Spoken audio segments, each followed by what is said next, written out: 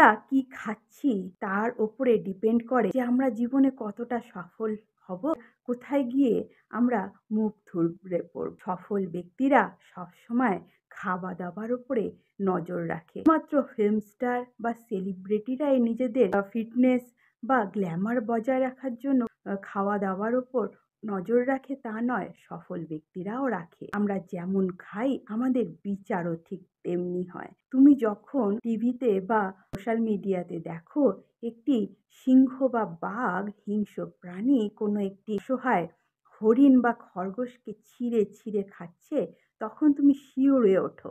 তোমার ভালো লাগে না দেখতে, তোমার কষ্ট হয়, বেদনা হয়। তো তুমি সেই মানুষটি কিভাবে মুরগি কেটে খাচ্ছ, অন্য কোনো প্রাণীকে হত্যা করে তার মাংস খাচ্ছ, জানবে সেই প্রাণীটির সেই প্রাণীটির প্রচণ্ড কষ্ট কিন্তু তোমার সেই খাবারে রয়েছে। খাবার ব্যাপারে অবশ্যই সজাগ হওয়া খুব প্রয়োজন। যে খাবারের মধ্যে অন্যের কষ্ট জড়িয়ে রয়েছে সেই খাবার তোমাকে শারীরিকভাবে কিছুটা পুষ্ট করলেও, তোমার রসনা নিবৃত্তি করলেও, তোমাকে তাৎক্ষণিক স্যাটিসফ্যাকশন দিলেও, জানবে লং রানে কিন্তু তুমি হেরে যাবে।